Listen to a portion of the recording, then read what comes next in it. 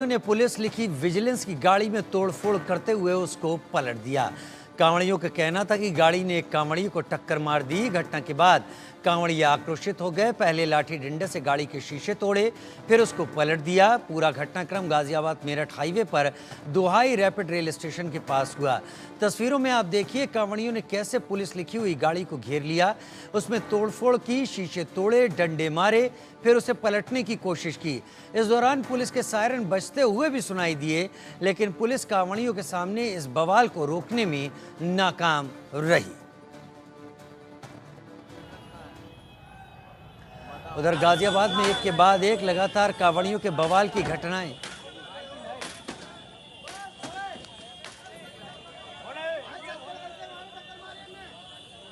तो कांवड़िए इस आरोप को लगाते हुए कि ये इस गाड़ी ने एक कांवड़िए को टक्कर मार दी, उन्होंने कुछ देर के लिए सड़कों पर एक ऐसा तांडव मचा दिया जो कि आप तस्वीरों में इस वक्त देख पा रहे हैं।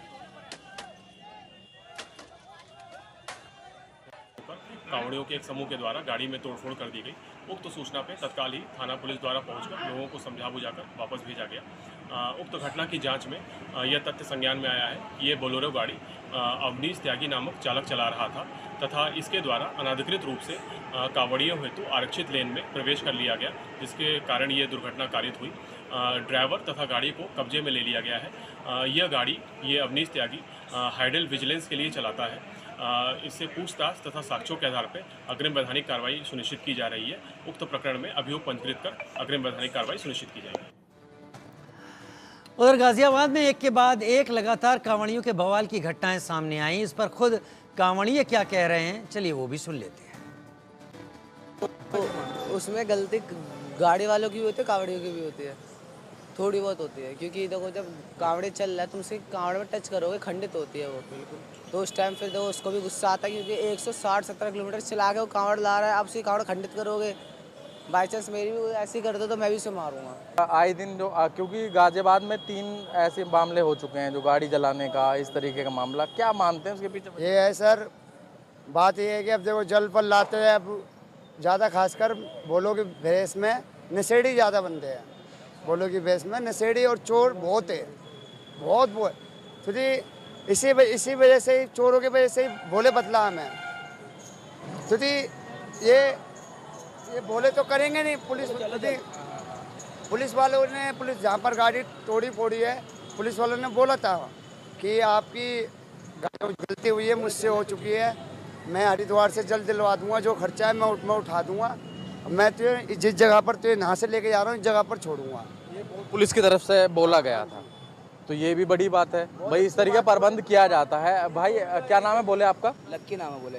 लक्की भाई, किस तरीके से आप देखते हैं, क्योंकि आए दिन बवाल हो रहा है, तो आप क्या कहेंगे, किसकी गलती मानते हैं? प्रशासन की मानते हैं या कुछ भोलों की भी गलती मानते हैं, क्या मानते हैं? सर ऐसा है, ज़्यादातर देखो भोलों की गलती होती है कि बहुत से भोले, सही बोला भोले ने कि भोले के रूप में बहुत से अच्छे भी हैं और गंदे भी हैं और चोर चकारे भी हैं। चोर इतने पूछो मत, बहुत ज़्यादा। आप अभी चप्पल यहाँ उतार के चले हो, 2 मिनट चप्पल गायब हो जाएगी, आपको पता लगे कहाँ गई। बहुत चोरी चकारी है और बहुत से बोले चोरी हो गए, फोन और पैसे चोरी हो गए मेरठ में। तो आपने सुन लिया किस तरीके से जो लोग बता रहे हैं। कहीं ना कहीं भोले के भेष में कुछ ऐसे लोग भी हैं, इस तरीके की बातें कही जा रही हैं। कुछ लोग अब इनसे ही पूछ लेते हैं। बोले क्या नाम है आपका? बोले मेरा नाम लक्की है। आप कहाँ से आ रहे हैं? द्वारका से। द्वारका से कहाँ जा रहे हैं?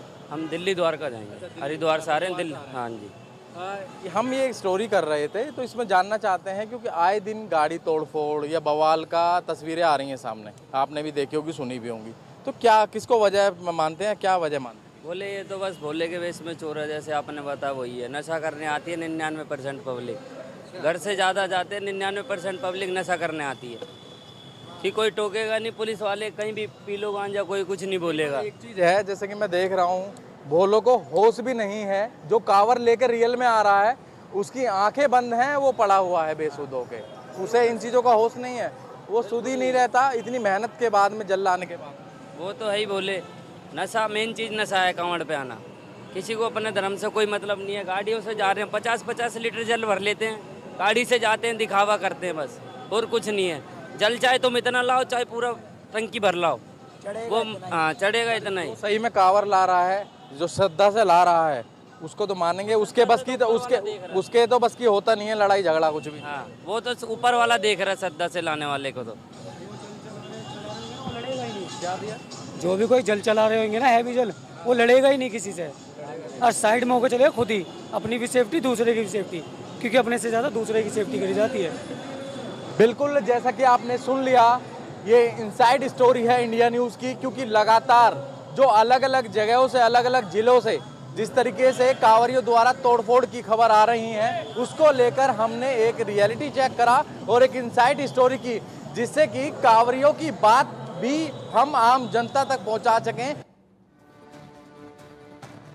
इधर उत्तर प्रदेश के मुख्यमंत्री योगी आदित्यनाथ ने कांवड़ियों से अनुशासन में रहने की अपील की है।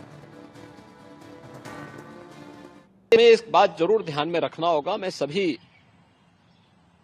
श्रद्धालुजनों से इस बारे में विनम्र अनुरोध करूंगा। हम लोग भी शिव भक्त हैं, महादेव की असीम कृपा हम लोगों पे बनी रही है। कोई भी पर्व और त्योहार, कोई भी साधना बिना आत्मानुशासन के पूरी नहीं होती है। सुगम और सुरक्षित यात्रा के लिए हमें न केवल अंतःकरण से बल्कि बाहरी रूप से भी उस पूरी प्रक्रिया के साथ लीन होना पड़ेगा। शिवो भूत्वा शिवम यजेत। शिव बनने के लिए शिव जैसी साधना भी चाहिए, उस प्रकार का आत्मानुशासन भी चाहिए। शिव की साधना के लिए